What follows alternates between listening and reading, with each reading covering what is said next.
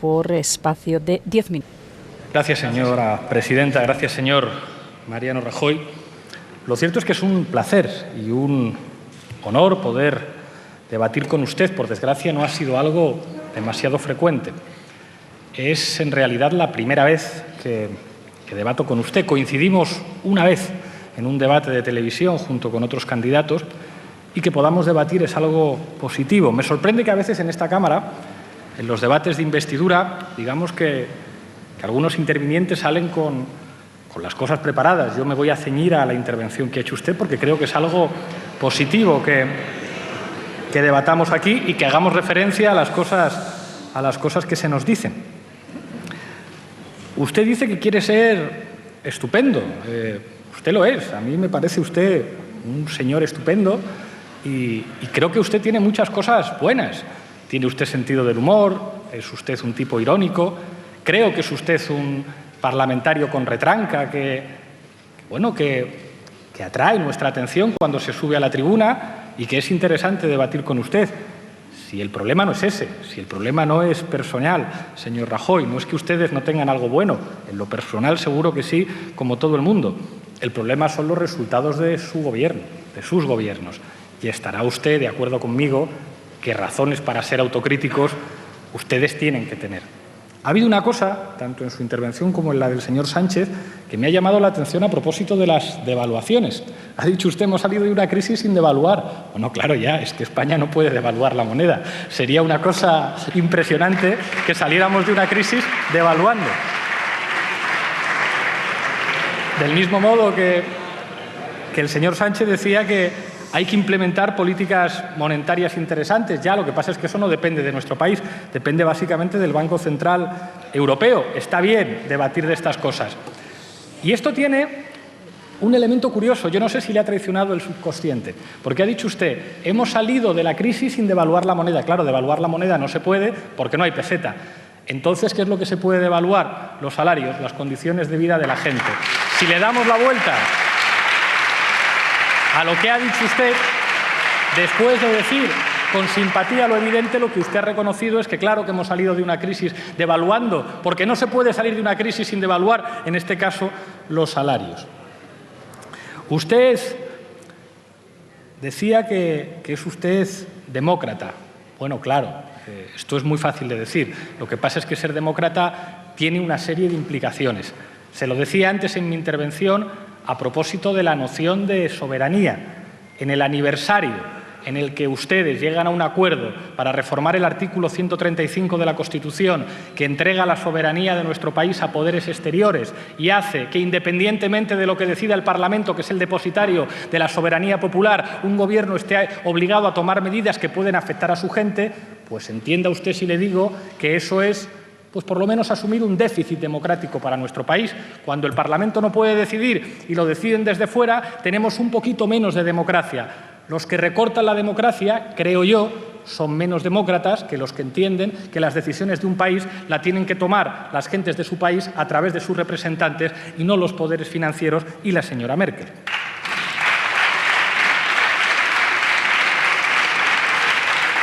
Creo que ha sido usted imprudente al hablar de la obligatoriedad de determinados símbolos.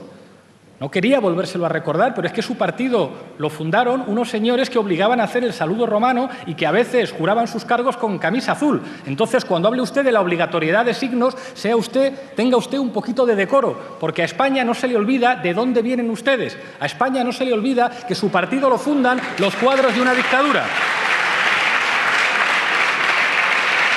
Esos son los únicos que en España han obligado a hacer determinados gestos, esos eran los que prohibían a los demás partidos políticos y esos eran los que nos han hecho cargar con la vergüenza de que en nuestro país durante 40 años hubiera una dictadura. Yo sé que a ustedes les avergüenza, pero es que es la verdad, su partido lo fundaron ministros de una dictadura, es lo que hay.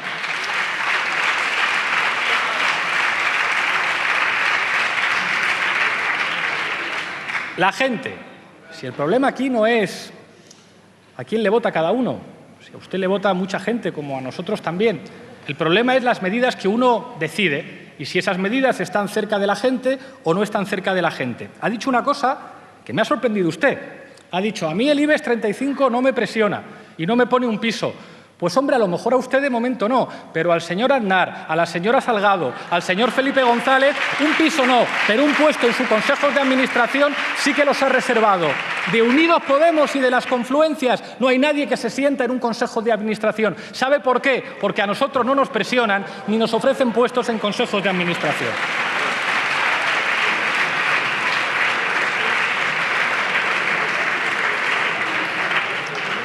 Ha dicho usted también, a propósito de la soberanía, que a usted no le presiona nadie y que hacer política, al fin y al cabo, es trabajar para la gente. Pero claro, usted ayer dijo una cosa, ayer dijo, hace falta un gobierno que no asuste a los inversores y que no asuste a los socios europeos. ¿En qué quedamos, señor Mariano Rajoy? ¿Su gobierno ante quién da la cara? ¿Ante los inversores y los socios europeos o ante los ciudadanos? Tenemos dos concepciones de la democracia distintas. Nosotros pensamos que un gobierno da la cara ante los ciudadanos. Hablaba usted de Grecia y la cosa tiene narices, con perdón. Resulta que como consecuencia de la gestión de su partido hermano en Grecia, Nueva Democracia, donde el señor Lucas Papademos, como al parecer hizo Montoro también, falseaba la contabilidad, resulta que convierten a un país de la Unión Europea en un protectorado y usted lo celebra. Un país que no tiene capacidad para tomar decisiones políticas y usted está encantadísimo de que su partido hermano allí destroce la economía griega, que lo conviertan en un protectorado, que es una humillación para el espíritu europeo, y usted presume y saca pecho, diciendo no, si al fin y al cabo en Europa tenemos que hacer lo que nos dicen desde Alemania o nos convertimos en un protectorado. Pues eso, señor Mariano Rajoy, es incompatible con ser demócrata y con defender la soberanía.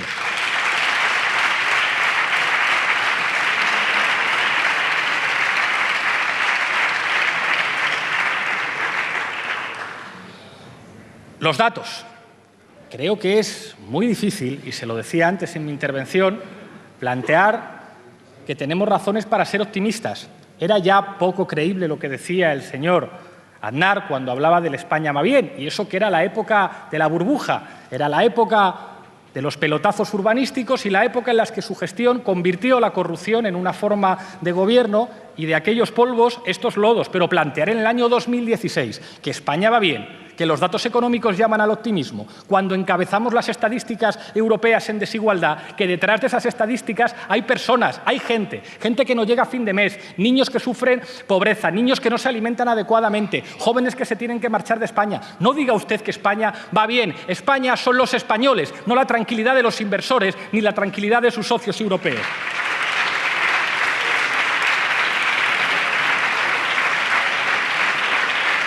Ha dado usted un dato, que es los datos de consumo, que esto es un poco como lo de la devaluación, que no depende de usted. Claro, cuando resulta que la relación euro-dólar cambia, cuando los precios del petróleo cambian y cuando además los últimos meses de su gestión ustedes empiezan a hacer lo que algunos decimos que hay que hacer, políticas más expansivas, aflojar un poco más, entonces hay algunos datos del consumo que llaman al optimismo, pero a partir de lo contrario a lo que hacen ustedes. Si ustedes reducen los salarios, si ustedes aumentan la precariedad laboral, ¿cómo va a aumentar el consumo? Usted dirá, no, nuestras reformas laborales no han contribuido a disminuir la capacidad negociadora de los trabajadores, sus salarios y sus condiciones. Entonces, ¿por qué les hicieron una huelga general? A ustedes y a ustedes, a los dos huelgas generales por sus reformas laborales. Eso lo hacen los trabajadores porque sus reformas impiden su capacidad negociadora, disminuyen los salarios y aumentan la precariedad. Y eso se traduce en menos consumo, señor Mariano Rajoy.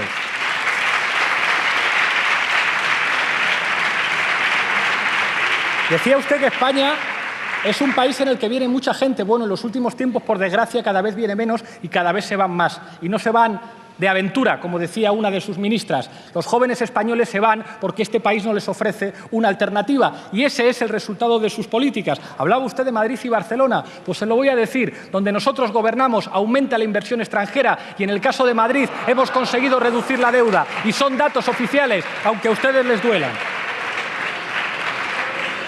Voy terminando. Hay una cosa que ha dicho usted que es verdad, completamente cierta. Hay tres opciones en este país: o repetición de elecciones, o un gobierno de ustedes, mediante un acuerdo con el Partido Socialista, porque si no, no hay manera, o un gobierno a través de un acuerdo del Partido Socialista con nosotros. ¿Y sabe lo que se está jugando en esas tres opciones? Básicamente dos ideas de España. Su idea de España tiene que ver con usted. Es impresionante. Usted ha dicho que cuando yo critico a su partido y a su gobierno estoy criticando a España. España no es usted, España no es su gobierno, España es la gente, no son los inversores, no son los socios europeos. Para nosotros, que somos una fuerza política, les recuerdo, de ámbito estatal, con resultados electorales importantes en todo el territorio. Es muy difícil plantear un proyecto colectivo, un proyecto de hermandad, cuando se es una fuerza política subalterna, como son ustedes en Cataluña y como son ustedes en el País Vasco. Yo le digo, nuestra idea de España es con sus pueblos y con sus gentes dentro, porque este país es la gente que compone este país, no son las banderas que llevan algunos en la pulsera mientras tienen cuentas en Suiza o en Andorra. Esa es la diferencia de la idea de España que nosotros tenemos. Para nosotros España son sus pueblos y sus gentes.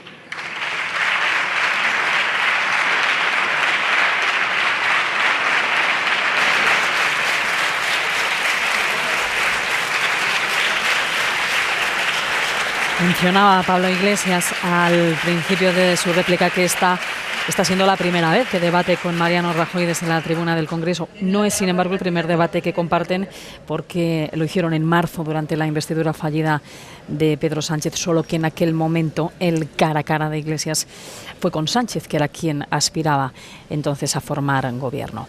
Le responde ahora el candidato Mariano Rajoy. Señor presidente, señoras y señores diputados, quiero comenzar mi intervención agradeciendo las palabras iniciales del señor Iglesias. Me reconforta que me considere estupendo y me estimula porque pienso que me puedo superar. Señorías, es verdad que tengo razones para hacer autocrítica y, en cierta manera, el acuerdo al que mi partido ha llegado con Ciudadanos pues recoge algunas rectificaciones de políticas que hemos llevado a cabo a lo largo de estos años. Nunca he dicho que seamos perfectos, más bien he dicho todo lo contrario, que somos imperfectos. Lo que sí creo es que tengo argumentos, razones y datos suficientes para justificar un balance general positivo de la labor de un Gobierno en 4 años de extrema dificultad. Bueno, la discusión, señor Iglesias, sobre la devaluación no tiene ningún sentido. Ya sé que no podemos devaluar porque estamos en el euro. Hombre, hasta ahí llego. Y preocupante sería que no llegara. Probablemente en otras cosas me quedo corto, pero esa tenga usted la total y absoluta certeza de que me la conozco muy bien. También me conozco muy bien, cosa en la que no coincido con usted, en que no se ha producido ninguna devaluación a base de salarios. Porque, mire, los datos que tenemos confirman que los salarios están subiendo en línea con la recuperación del empleo. Y los sueldos firmados en los convenios colectivos suben un 1,1. Y los datos de coste salarial del INE también tienen un aumento del 1,1. Lo que ocurre es que esto se está produciendo en una situación en que la inflación en España es muy baja, desde hace 30 trimestres, y el último dato conocido es de una bajada de la inflación del 0,6. Por tanto, no es lo mismo una subida de los salarios del 1,1 cuando la inflación es de menos 0,6 que una subida del 1,1 cuando la inflación está por encima del 1,1, porque a finales del año 2011, señor Iglesias, la inflación en España estaba por encima del 3, en concreto el 3,2. Por tanto, no puedo aceptar la afirmación que usted ha hecho esta mañana en esta Cámara, que no es sino reiteración de otras que tantas y tantas veces ha hecho a lo largo de los últimos tiempos. Y en cualquier caso, sí quiero decirle una cosa. En la medida en que la política económica que estamos llevando a cabo en nuestro país nos permita seguir aumentando el crecimiento y la creación de empleo, en esa misma medida los salarios seguirán subiendo y en esa misma medida el consumo cada vez será más fuerte en nuestro país. Señoría, yo estoy contento, ya lo he dicho en algunas ocasiones, de haber pactado la inclusión en la Constitución del la reforma del artículo 135 de la Constitución. Pero quiero decirle una cosa, eso no era una imposición de nadie, eso lo firmamos nosotros porque quisimos. Nosotros, sí, ustedes no estaban. A lo mejor si hubieran estado lo firman, no lo sé, no lo podremos saber porque entonces no estaban. Pero yo estaba y lo apoyé y lo firmé. Entonces me gustaría hacer una pregunta. Teniendo en cuenta que este artículo 135 u otro similar lo firmaron 25 de los 27 países de la Unión Europea, las excepciones fueron Chequia y el Reino Unido, ¿eso significa que esos 25 países de la Unión Europea son tan malos, tan poco democráticos y han perdido tanta soberanía como nosotros? Es que, señorías, cuando uno entra en un club, conviene aceptar las normas, que es lo que nos ha ocurrido al entrar en el euro, y si no, te quedas fuera del club y pones las normas que estimas oportuno y conveniente. Porque como ustedes no quieran entrar en el euro o seguir en el euro, tengan ustedes la total y absoluta certeza de que este artículo 135 va a seguir ahí una larga temporada. Conviene saberlo. Igual que le hubiera convenido saber, ahora que hablamos de Grecia, a alguien que estuvo diciéndole al conjunto de la gente una cosa, organizó un referéndum, lo ganó y luego tuvo que hacer exactamente lo contrario de lo que le estaba diciendo a la gente y de lo que la gente dijo. Pero sí, es que una de las cualidades del gobernante, una de las cualidades que debe tener el buen gobernante es ser realista y saber en dónde se mueve, saber en dónde está y saber con quién se trata. Hablar es muy fácil, señorías, es muy fácil. Y cuando no se tiene responsabilidad es increíblemente fácil. Es de las cosas más fáciles que he visto en mi vida. Simplemente te levantas y hablas. Pero claro, gobernar, decidir, manejar los recursos públicos, eso es bastante más complicado. Y estar en la realidad y actuar con un poco de sensatez y sentido común nunca sobra. Yo, señor Iglesias, creo que no tiene ningún sentido que hagamos un debate sobre los orígenes de todos los que estamos aquí. Yo estoy dispuesto a que usted investigue los míos, fíjese, y se llevaría probablemente una sorpresa. Ahora, si investigamos los de los 350, incluidos los de su grupo, se llevaría probablemente muchas más sorpresas. Entonces,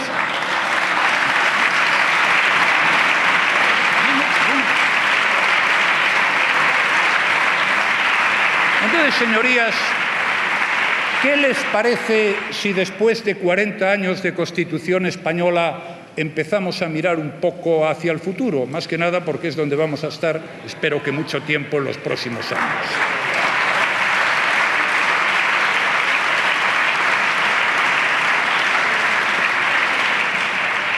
Me pregunta si yo doy la cara ante los ciudadanos o ante los inversores y los mercados. Mire, yo, en la situación en la que vivo, doy la cara ante todo el mundo. Primero, evidentemente, ante los ciudadanos, pero también ante los inversores, que también son ciudadanos, y también ante los mercados. Es un concepto jurídico indeterminado, los mercados. Pero le voy a decir una cosa.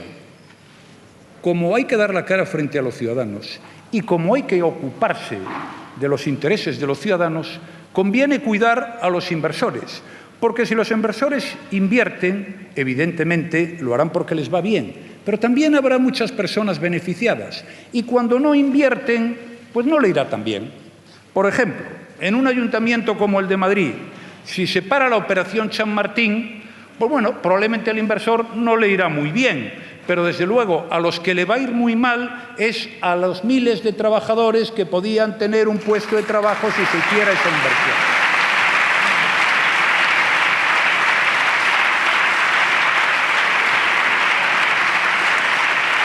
O las cooperativas de Raimundo Fernández Villaverde y Cuatro Caminos y la Operación Campamento. O si alguien se empeña en que no se pueden construir hoteles de 5 estrellas, porque son muy caros, pero no creo que a nadie se le obligue a ir al hotel de 5 estrellas, pues se perjudica a muchas cosas. Pero desde luego se perjudican a muchas personas que podían trabajar con un excelente sueldo y resolver buena parte de sus problemas vitales en un hotel de 5 estrellas.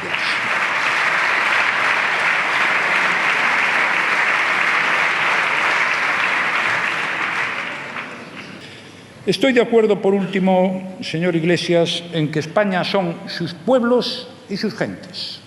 Bueno, pero todos, ¿no?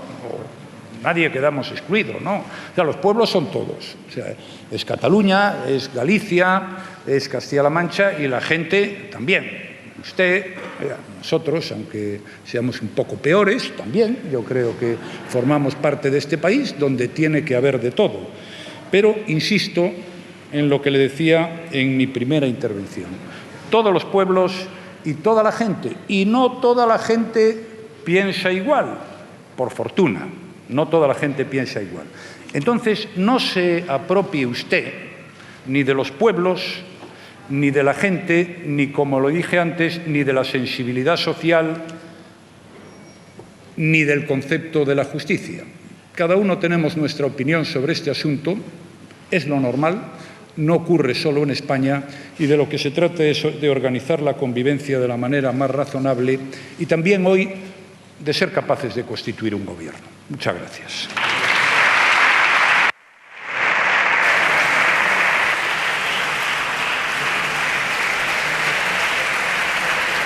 Casi a las 12:10 del mediodía finaliza el cara a cara entre Rajoy y el grupo parlamentario de Unidos Podemos. Toca ahora... Sí, efectivamente vuelve a tomar la palabra Pablo Iglesias. A propósito de las investigaciones, yo creo que a nadie se ha investigado tanto en España como a nosotros. El problema no es ese. El problema es que quizá a los de usted se les ha investigado poco. Ojalá se les investigara un poco más. Le reconozco una cosa, me encanta debatir con usted, aunque a veces me responda con refranes, y es básicamente porque usted no es ambiguo y porque nosotros representamos dos proyectos antagónicos. Hay otros que dudan, que se mueven, digamos, en el terreno de estoy más cerca del PP o más lejos del PP. Y, sin embargo, cuando discuto con usted, se ven de manera cristalina, de manera clara, dos maneras de entender España, dos maneras de entender la política, dos maneras de entender muchas cosas. Me ha sorprendido lo que decía usted sobre la Unión Europea, diciendo que el artículo 135 está muy bien, que la renuncia a la soberanía de los Estados de la Unión, que no ha sido sustituida por espacios de representación democrática en Europa, donde el único espacio de representación democrática es el Parlamento Europeo, que es en el mayor de los casos una cámara colegislativa, que usted diga eso cuando cada vez que han tenido que votar los ciudadanos europeos sobre Europa el resultado es contra la Unión Europea, cuando el Reino Unido se acaba de ir, pues revela que efectivamente no tenemos la misma noción de Europa. Leía el otro día a Jorge Semprún, que reivindicaba los valores de la 9, antifascistas españoles que participaron en la liberación de París, como el origen democrático de la Unión Europea, como ese proyecto antifascista que reivindicaba los derechos sociales. Esta Europa ordoliberal, esta Europa contra los derechos, es una Europa distinta a la que nosotros queremos construir, a una Europa democrática, con derechos sociales y con soberanía. Por eso vemos las cosas de manera tan distinta. Usted decía que le parece muy bien que algunos españoles se vayan fuera. Yo no quiero ser una periferia de Europa. La mayor parte de la gente que viene a trabajar a España viene a trabajar en actividades de bajo valor añadido, mientras nuestros mejores investigadores se van a Alemania, al Reino Unido o a Estados Unidos. Yo no quiero ser una periferia de Europa, señor Mariano Rajoy.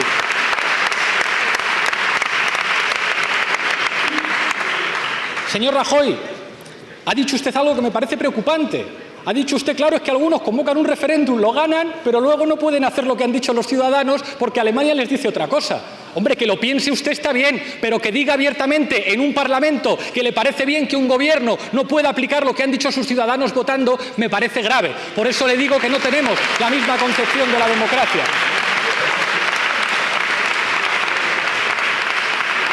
Terminaré con algo. Ha dicho usted que no todos en España piensan igual.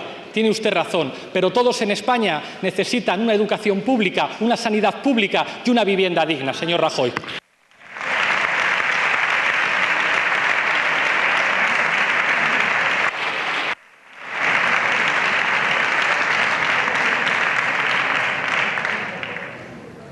Tiene la palabra el candidato a la presidencia del Gobierno.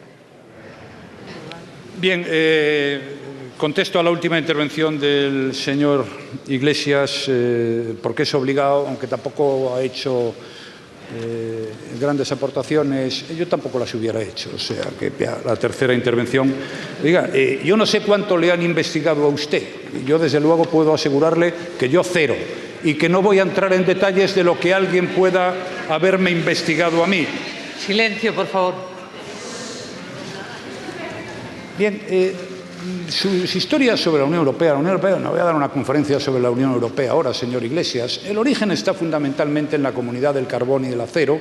Sabe usted que era un origen fundamentalmente político. Bueno, al final la Unión Europea se fue construyendo fundamentalmente desde planteamientos económicos, con el mercado único. Es una operación gigantesca, la más importante que se ha hecho, bueno, desde luego en el último siglo, pero creo que en siglos, porque supone la unión de muchas naciones que estuvieron separadas y en guerras no menores, como usted muy bien recuerda. Si compara usted lo que sucedió en Europa desde el Tratado de Roma y lo que sucedió en Europa los 50 años anteriores al Tratado de Roma, pues tendrá muy clara la respuesta de la operación que se ha puesto en marcha. 2 guerras mundiales y luego ninguna. Y luego la Unión Europea, a la cual es muy fácil criticar, pues no deja de seguir siendo el mayor espacio de libertad, de democracia, de respeto a los derechos humanos y de progreso que hay en el mundo. Es un proceso difícil, es un proceso complejo, algunas decisiones pues son discutibles, pero en general el balance, que es donde siempre hay que juzgar en cualquier faceta de la vida, en mi opinión, es muy positivo. Yo, desde luego, sigo apostando por la integración europea, creo que quedan muchas cosas por hacer, la unión digital, creo que el mercado energético es una de las grandes prioridades de futuro, también hay que avanzar en servicios financieros y la unión monetaria, y desde luego hay que avanzar en la unión política, lo que significa un Parlamento diferente al que hay y también un gobierno diferente al que hay, pero eso, en una operación que, insisto, comenzó hace ya bastante más de 50 años, no es ciertamente algo a lo que le pongamos poner, al menos en mi opinión, fecha en estos momentos. Yo no voy a discutir sobre el referéndum de un país ni de otro, además ni me conviene ni debo, sobre todo siendo el presidente del Gobierno de España. Sí quiero decir una cosa, que no se debe prometer, sobre todo por parte de un político responsable, lo imposible. Eso en los grafitis y eso está muy bien. Pero cuando hablamos de la gobernación de los asuntos de un país, prometer lo imposible no se debe hacer. Y no se le debe someter a ningún pueblo a que tenga que opinar sobre asuntos sin saber exactamente cuáles pueden ser las consecuencias de esa opinión. Eso es una apelación a la responsabilidad que creo que todos los dirigentes políticos debemos de hacer. Muchas gracias.